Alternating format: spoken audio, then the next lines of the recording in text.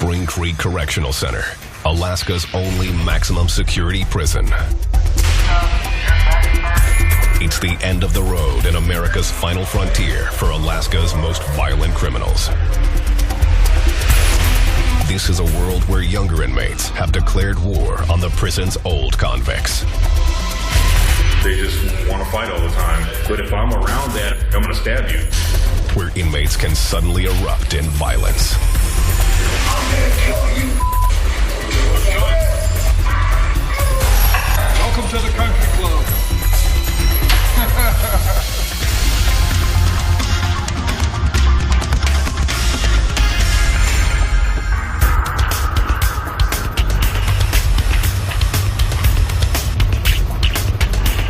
Spring Creek Correctional Center in Seward, Alaska.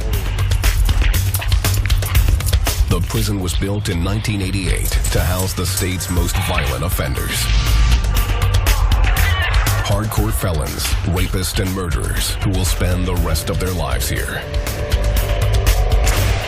Felons like Victor Stern. In 1988, he was living in Anchorage selling drugs when he murdered a store clerk. They gave me 99 years with no parole. That's what I was given. I shot somebody. From a control tower that dominates the compound, officers are armed with assault rifles. Essential firepower if things get out of control. But even so, after 15 years on the job, Sergeant William Lipinskis knows that keeping order is dependent on the prisoners' cooperation. Do the math. There's 500 of them right here, right now, today, and there's only 26 officers on shift. If they want this yard, they can have it.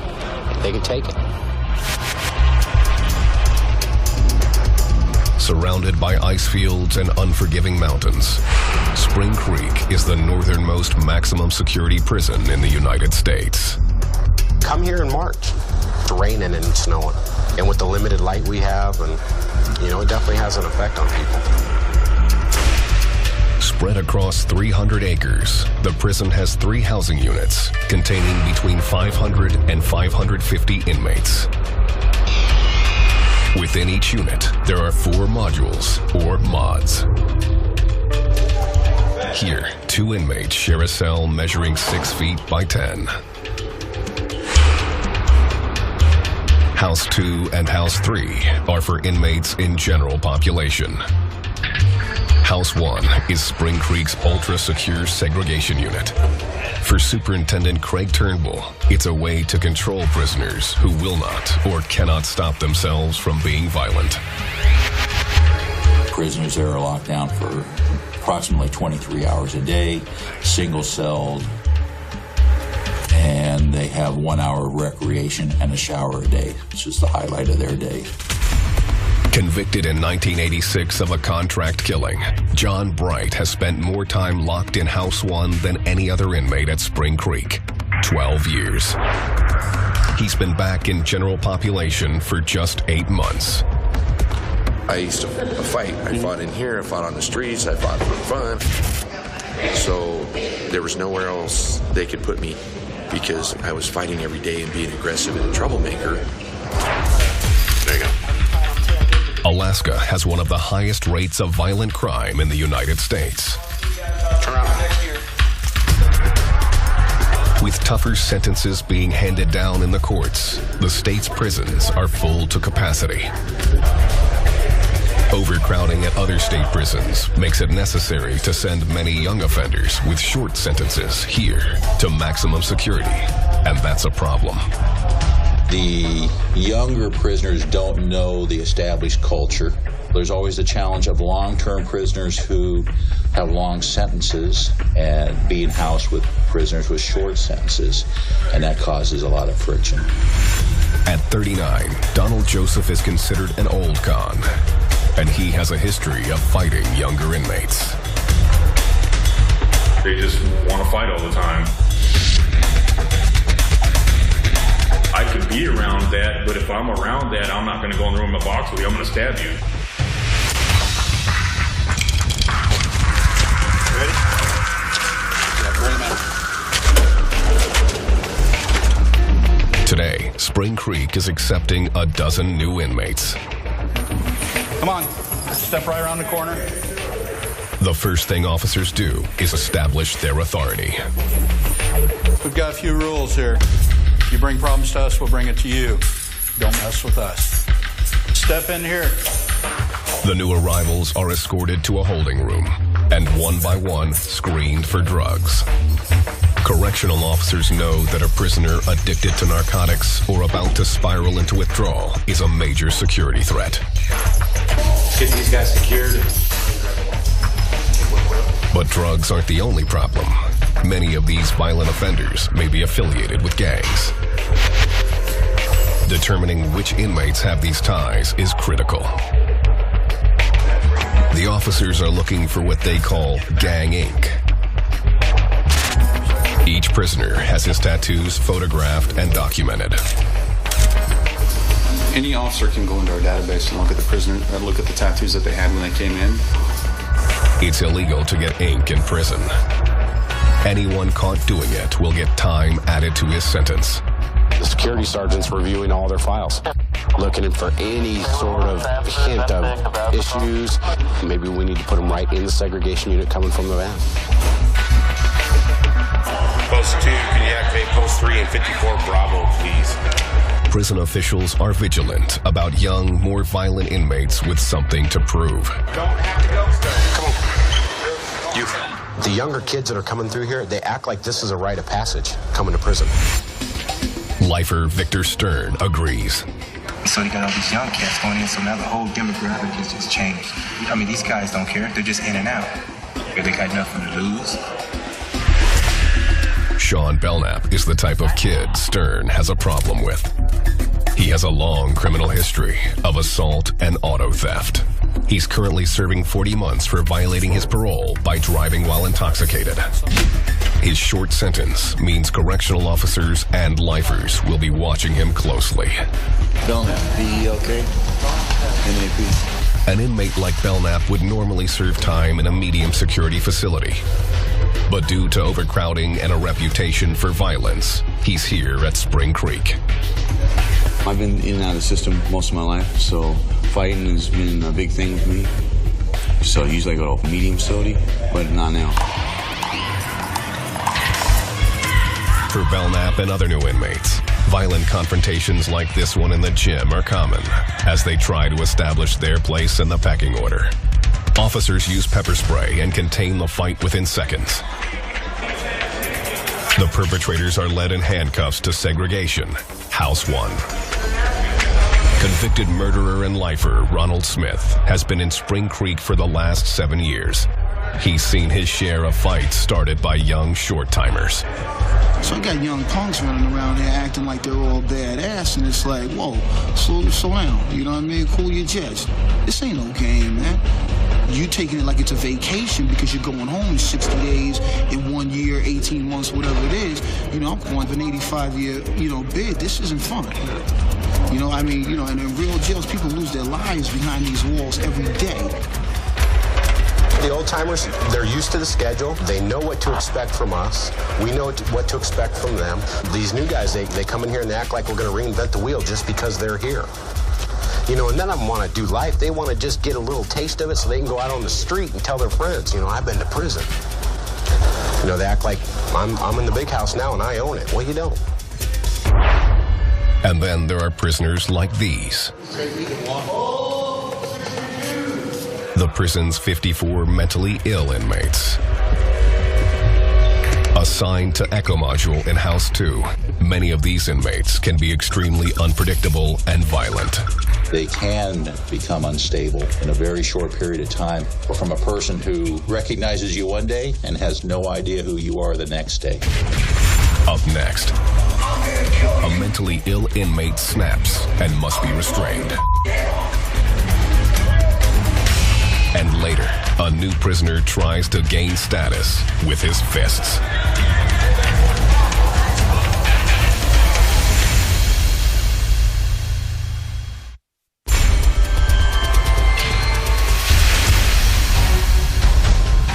A little over 125 miles from Anchorage and surrounded by natural beauty, Spring Creek Correctional Center houses Alaska's most hardened offenders. Lockdown! Lockdown!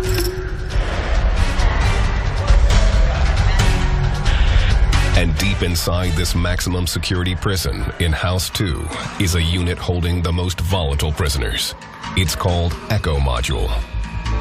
Echo is home to the prison's mentally ill and criminally insane. They're very unique people. A lot of them can turn on a dime for whatever reason. Whereas in a normal general population mod, you can sort of see things starting to simmer and bubble, and then you can intervene. These guys are very challenging. In the United States, 1 in 6 prisoners is mentally ill. And in Alaska, 12% of inmates exhibit mental illnesses like bipolar disorder and schizophrenia. Dennis Perry has the difficult task of keeping the inmates of Echo Mod from becoming violent. Echo Mod, it's a chronic or long-term mod that is reserved generally for the mentally ill and chronically mentally ill. We try to have as many officers observing as we can. Echo Mod exists to isolate these often heavily medicated inmates from the general population. It also keeps their powerful mood-altering prescription drugs out of other inmates' hands. There are a lot of people in the institution that would love to pass their time with some aid, and so medication becomes a real commodity, and they have to be protected from the rest of the population. Ernest Rogers is serving 85 years for attempted murder. In prison, his bipolar disorder is kept under control. Without medication, he could easily become violent again. I'm fully responsible for what I did to get in here, and I've always said that. I've never denied what I did. In Echo, inmates have their medication regime strictly monitored.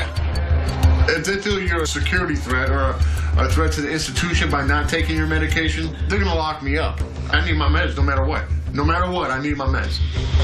Without those meds, Rogers was prone to extreme and violent behavior.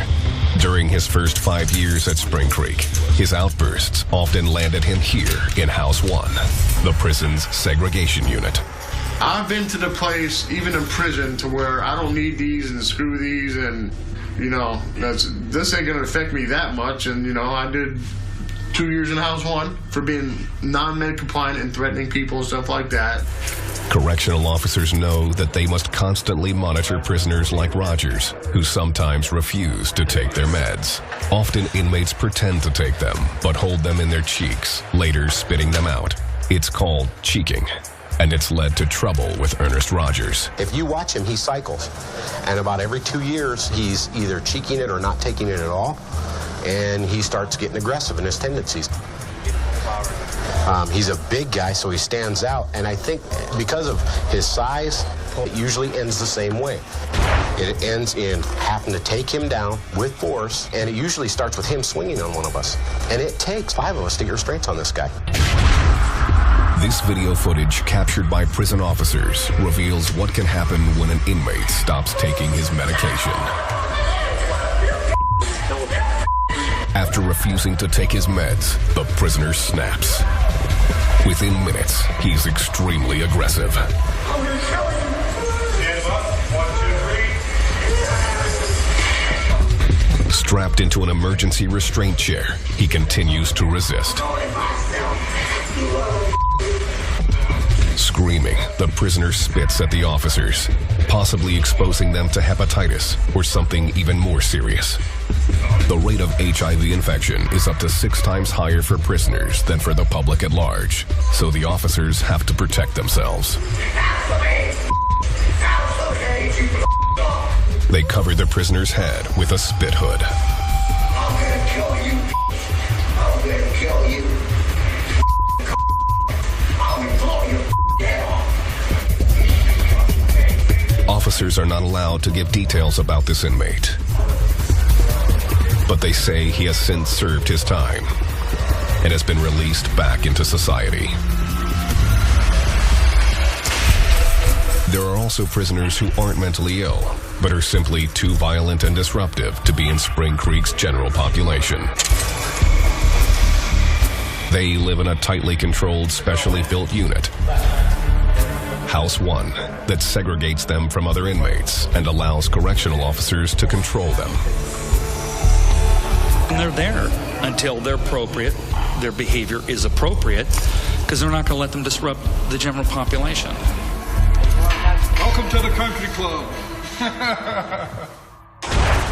Coming up. Prisoner Granquist, give me a direct order to cuff up now. The prison's most violent offenders face 23-hour lockdown. 31, you got crew in Gulf 13. And later, correctional officers perform a cell shakedown. What's this? Bingo.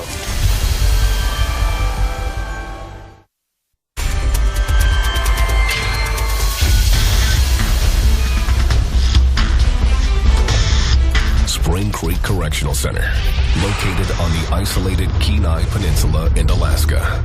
They call Alaska the last frontier. It really is, because a lot of people are oblivious to what goes on up here. But for some inmates, this isn't isolated enough. They're so disruptive or dangerous, they need to be kept in House 1, the segregation unit. Here, there are 64 6x10-foot cells. All inmates in segregation are kept in lockdown 23 hours a day. It's a jail within our prison. House 1 also houses our maximum security prisoners who have been classified as disruptive to the facility, a danger to other prisoners.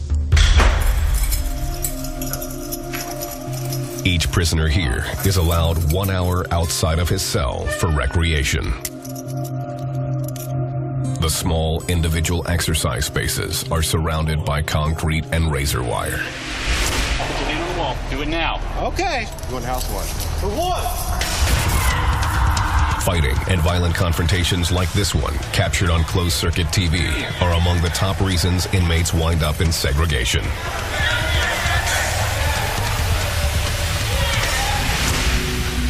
Donald Joseph has been placed in segregation many times. He's a violent offender, serving time for attempted murder. I decided I'm going to go ahead and turn this guy's lights off. He earned his first trip to House 1 after he got into a fight with a group of inmates who were brandishing homemade weapons. They kept trying to sneak up on me with their little shivs and their little mop handles and stuff. I told them they were a bunch of little punks. Joseph claims he was just fighting back. Grabbed his shirt and stabbed him in his face, and they all started screaming and yelling at me, and they ran down the hallway. After officers broke up the fight, they put him in segregation. Surrounded by violent offenders like Joseph, the correctional officers take no chances. Here, all movement of inmates is strictly regulated. At all times, prisoners are in chains, escorted by one or more officers. But 95% of their time is spent in their cells. Because they can't see each other, their only way to communicate is through the walls. Yeah, you too, man.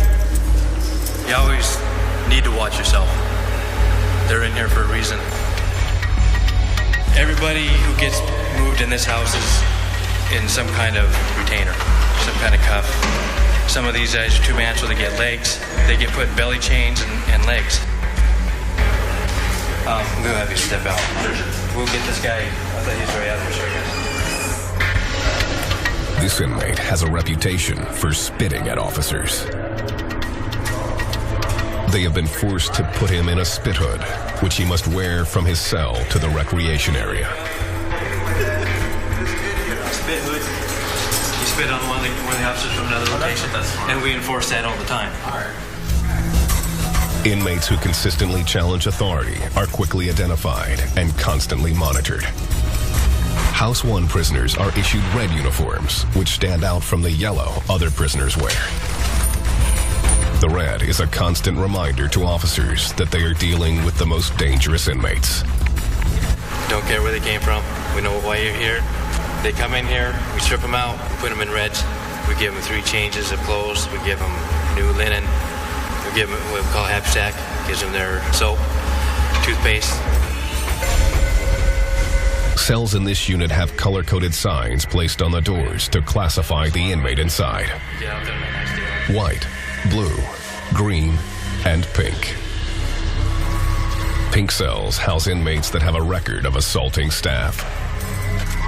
2 officers must be present at all times when a pink cell door opens.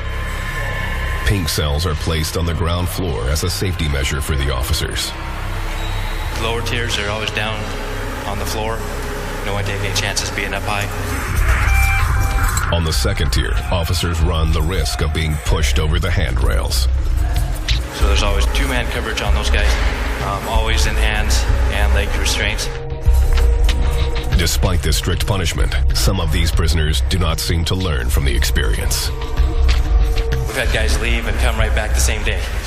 We had one guy, he saw somebody he didn't like that was mouthy to him in here, went straight for him. Go right back in. He was out 5 minutes. Convicted murderer John Bright is one of those inmates who keeps winding up in House 1. I did years in all for beating a guy almost to death over there in Kilo Mod. And I tried talking to him. When I'm telling this guy, look, man, just stop. He just didn't want to stop. It ended up being 6 years in the hole. But even after his 6 years were up, Bright could not stay out of trouble. He spent another 6 years in segregation for fighting. Just recently, when he was put back in general population, he claims prison officials gave him a final warning. I can fight. You can look at my hands. They look like they've been down the ringer. And they are beat up. But they told me, if you hurt one more prisoner, just one more, we're going to put you in the hole and never let you out until you die. Corrections officers hope Bright has finally learned his lesson. But they aren't optimistic that he'll be able to avoid new fights with other inmates. He's going to do what John does. And when he does it, he's going to say, hey, you know how I am. I'm not going to walk away. Sometimes a guy just needs a good ass kicking. So John will tell you. Next, officers deal with a new threat, the battle between young and old inmates. Shields down, rock and roll. And later, what happens when an inmate refuses to come out of his cell?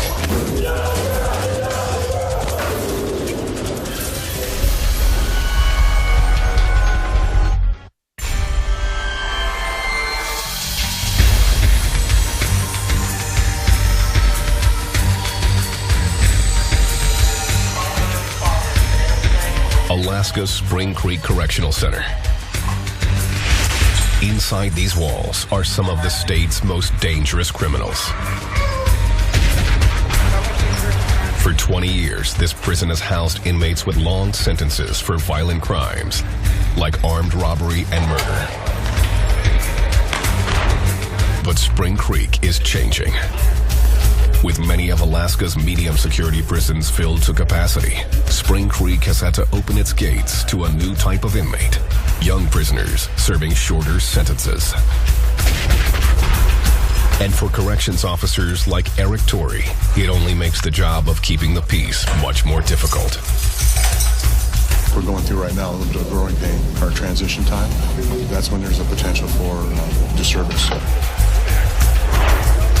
Officers and long-serving inmates agree that the influx of new prisoners is making Spring Creek an even more dangerous place.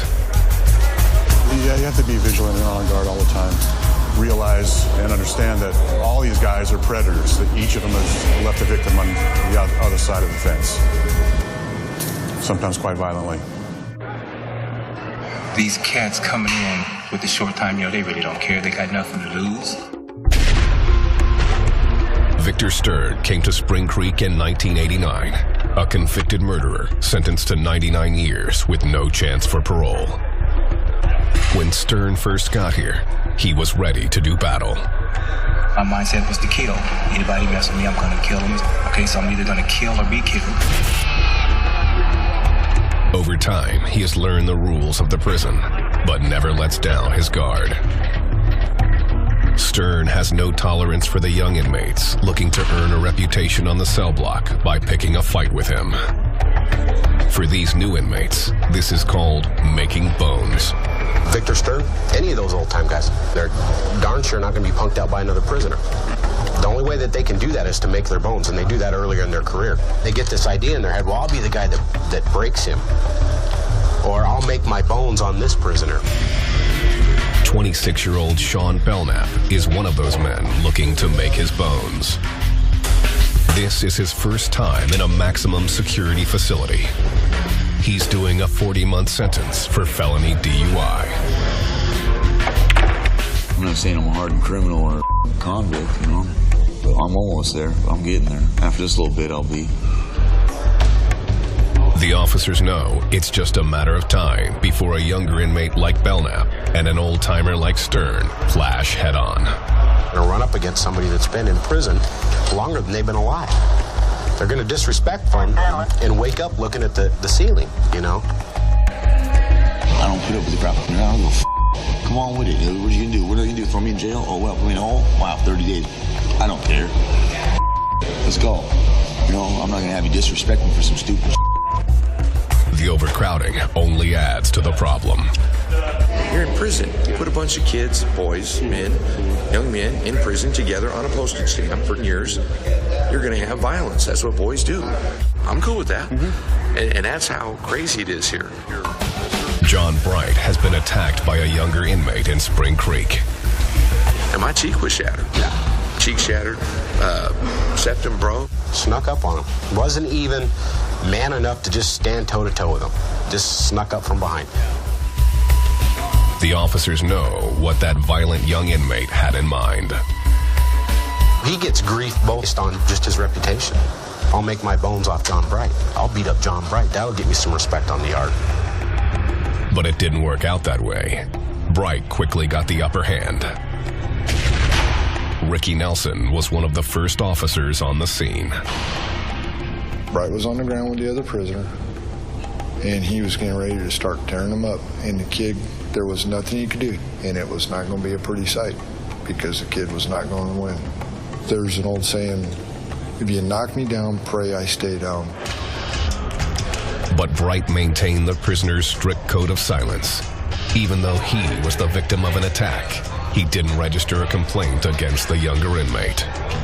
When you're done being a thug and want to go just break the law and lay up in the cut, come holler at us. It's the us and them thing, and so I can't tell on him. You don't do that. Black guys don't tell on black guys. White guys don't tell on white guys. It's the rules. Our rules. Those unwritten rules mean that prisoners will find their own ways to get back at their attacker. It also makes the job of investigating what happened very difficult. The standard response is, to questions of a black eye or physical injury is, oh, I got that in basketball. That's the standard response. Older convicts like John Bright and Victor Stern know that another fight is always just around the corner. We're all smiling. 3 minutes from now, we'd be standing here talking. Somebody would be able to get their head beat in. It could happen at any time because you don't know what's going on in somebody's mind. So it could happen. You never doubt that. The tension of inmate-on-inmate violence is constant. On this day, there's a fight in the gym. You guys want to see if we got a fight here? Through the window? It is the second fight of the day. Both of these inmates are headed to the segregation unit. Dealing with guys that know how to do time is a lot easier than dealing with guys that don't know how to do time. No matter what the threat, officers try to stay one step ahead of the 500-plus inmates who have nothing better to do than hustle and scheme. In prison, there's a dangerous black market in tattoos. Next, officers try to keep a lid on this illegal activity. What's this? And later, Spring Creek Cell Extraction Squad trains to respond to an inmate on a rampage.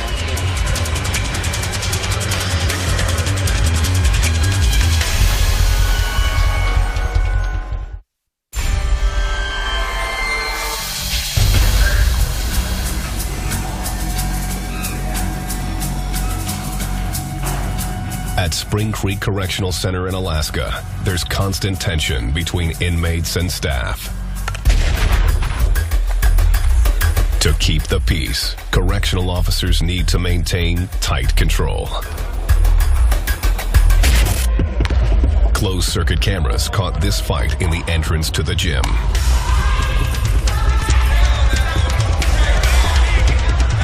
Officers try to stop fights early. They know that small fights can escalate into big ones. My primary concern when I find somebody that's beat up like that, is it over? If I don't deal with it right now and deal with it the right way, it's going to get bigger. It's going to be some big dramatic thing that's going to affect the whole institution. To stay on top of these situations, Officer Ricky Nelson remains on watch, looking for subtle changes in inmates. If there's something wrong in the mod, you can actually walk in. You just can feel the tension in the air. You just don't know what it is. And you start going around talking, do a general barometer check. You know, you got your key prisoners you can talk to and work from there. Officers try to form a relationship with key prisoners and turn them into informants who divulge information about their fellow inmates. But if an inmate gets a reputation as a rat or snitch, he will pay a heavy price. There's rats in my mod. I tell them, I don't know why the you're talking to me, but if you ever talk to me again, I'm gonna slap your mouth out there to the bay and the sea otters are gonna play with your lips. There's a dude, he's wound up there because every mod he goes to, he tells, and he openly tells. You know, the only solution for this dude is to kill him. Information obtained from inmates often results in cell searches. For Officer Eric Torrey, it's a constant cat-and-mouse game. He knows that while he watches the prisoners, they in turn are watching him. I'm only here half the time. They're here all the time. And they probably know more about me than I know about myself. My mannerisms, my habits that I take for granted, they're very much attuned to those. They know what they are. So I accept that, and I just try to be as spontaneous as I can. 31, you got crew in Gulf 13. Conducting a cell toss is one way officers can stop fights before they begin.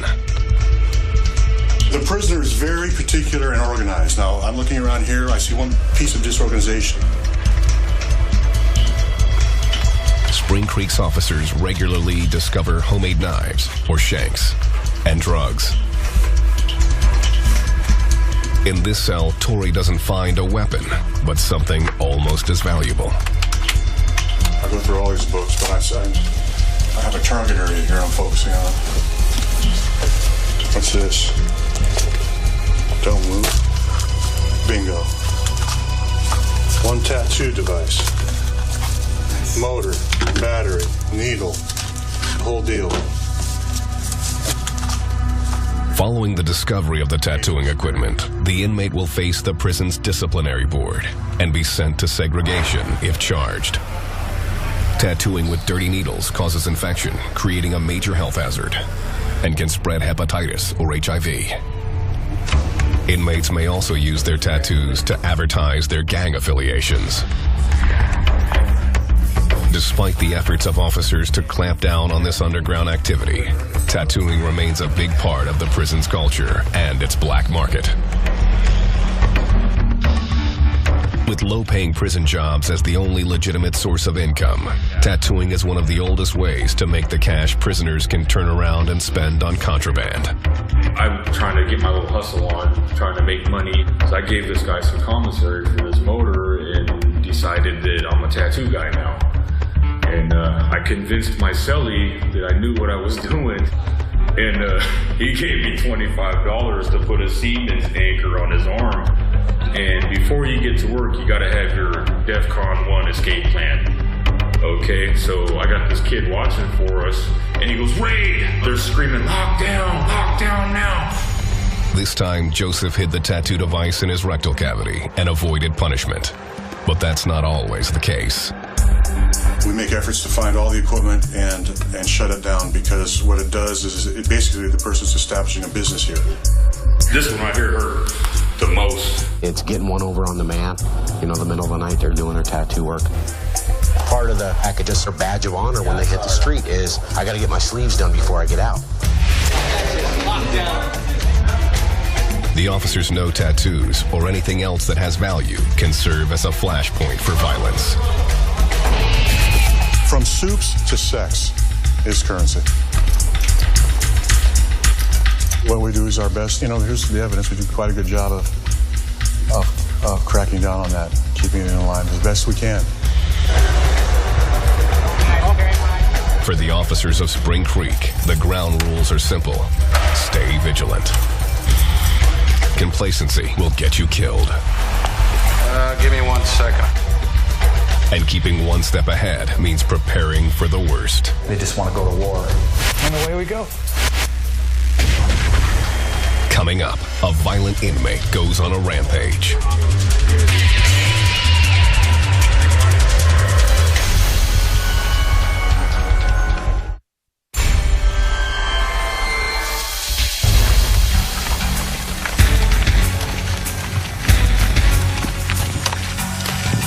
The number one job for officers at Spring Creek Correctional Center in Alaska is to keep the peace. Some inmates here are locked down for up to 23 hours a day. But sometimes officers order prisoners to leave their cells, whether for medical treatment or cell inspection, and all inmates must obey. Need to talk to you. Need to have you come over the door and let's cuff you up. Get you over to talk to mental health. If a prisoner refuses to leave his cell, officers must call in a specially trained cell extraction team. It's the prisoner's decision that the team assembled, because we afford them every single opportunity to comply. But you have to come out, and this is always has and always will be our last resort. The goal is to remove the prisoner from his cell without the inmate or the officers being injured. It is one of the most explosive and dangerous parts of an officer's job. Handling this situation requires extensive training. So strike and... That's why Sergeant Gary Elvey is training Spring Creek's elite 6-member extraction team. Okay, you know your way home from there. Be sure of your target as well as your surroundings. Because he's coming. He's been with the team for over 5 years. The training is for a cell extraction. I'm just back in the medical department in the facility in one of the isolation cells. This particular scenario calls for an extraction of a potentially mentally unstable prisoner. We have a prisoner who is refusing to be restrained to come out for medical treatment. The inmate, played by an officer, is not taking his medications. Arm. We'll start with officers on the shield, arm, legs, and then come back in. So try to get it as realistic as we can. The officers must enter the cell and forcibly administer the drug. We'll go at your pace, okay? You guys are going to go at his pace. He's going to dictate it. First, the officers order the inmate to put his hands through the hatch so he can be cuffed. Come to the door and cuff up. You need to cuff up! When the prisoner doesn't comply, the team prepares to enter the cell. They secure their protective helmets, vests, and shields. Shields down. Rock and roll. Then they enter the cell. The team swarms the prisoner and takes him down. Stop resisting! Stop resisting! They restrain him with cuffs on his wrists and ankles. Then they lead him out of the cell and administer medicine without injuries on either side. This drill and others like it are repeated until LD is convinced the team is prepared for any move a prisoner might make. Stay focused. Line up, get your position, get your tools, tap in. The most dangerous extractions often happen in the segregation unit. That's what happened with Donald Joseph, who's serving 26 years for attempted murder. While on lockdown in his cell, Joseph was accused of refusing to give up his food tray. It was a small but important challenge to the officer's authority, and they called for an extraction team like this one.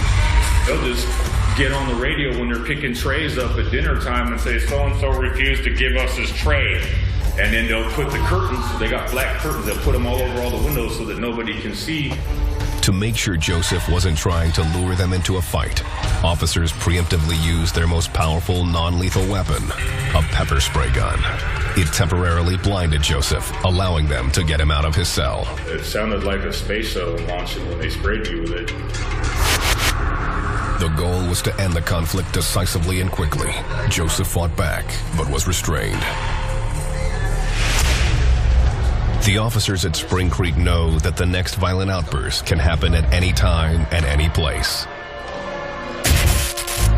Especially now as the population here gets younger and younger. Where are the guys that are leaving? The POs are down there? On this morning, these men are escorted from their cells. They will be transported to Arizona. Among those leaving are many of Spring Creek's oldest cons. They're being transferred out of state to make room for other inmates in Alaska's crowded prisons. We're waiting for one more record from medical. And as they leave, new prisoners, among them the young and violent, enter the tightly packed cell blocks. We're going to try and get probably about 30 out of here in the next week, which means they'll bring us 40. The nature of the beast. So we're getting ready for that. Expecting them around 1 o'clock. Out with the old, in with the new. It's how things work at Spring Creek. Back up to the guy in the wheelchair there. Maxed out. Really? When they get here, they're happy to be here. Especially these young guys walking in here. This is a badge of honor. Now they got to go show that badge off. That's the same guys that brought them here the first time. Here we go. You know. Welcome back. Yeah. Sad. I've been in 20 years and I've seen guys come in 10 times, just back and forth. It's just a revolving door. Every 2 or 3 years, you see the same guys coming back and forth, back and forth.